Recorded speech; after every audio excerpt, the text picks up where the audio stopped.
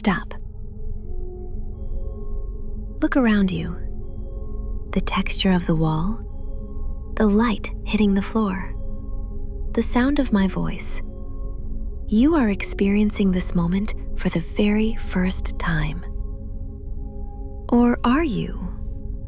That sudden jolt, the uncanny flicker where the present feels like a memory. You know you haven't been here before, yet every sensory detail screams that you have. It isn't a ghost. It isn't a past life. It is a terrifying betrayal of your own mind. We call it déjà vu, French for already seen.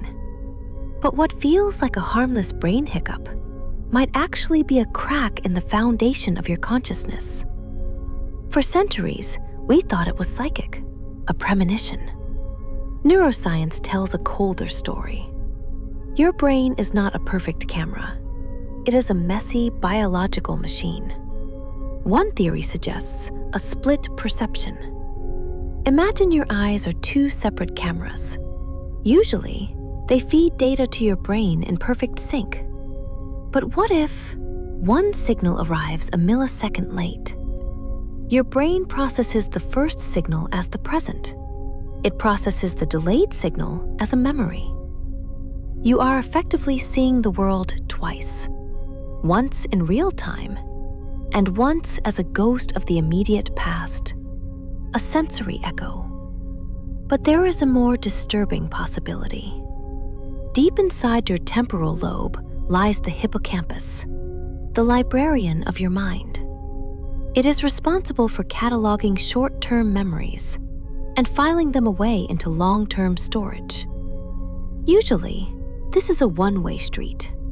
Experience, then memory. But sometimes the wires cross. During déjà vu, your brain might be bypassing the short-term buffer entirely. It takes what is happening right now and accidentally writes it directly into the long-term history books. You feel like you've been here before because your brain is lying to you. It is telling you that this fresh moment is an ancient history. You aren't predicting the future. You are mislabeling the present. However, some neuroscientists argue this isn't a failure. It's a feature. Your brain is a prediction engine. Its primary job is to keep you alive by guessing what happens next. It constantly simulates the next second of your life based on patterns. Usually, these simulations run quietly in the background.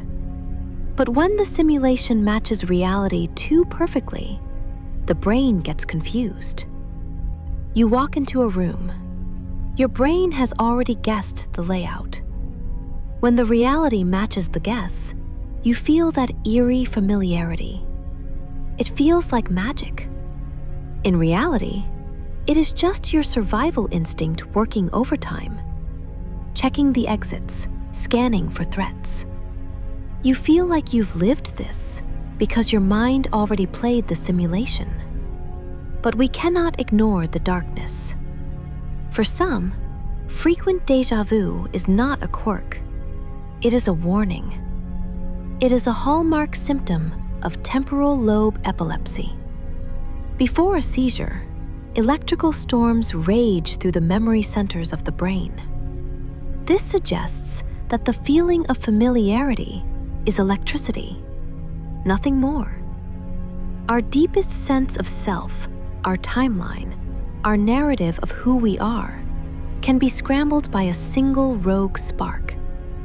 It reminds us that our grip on reality is far more fragile than we like to admit.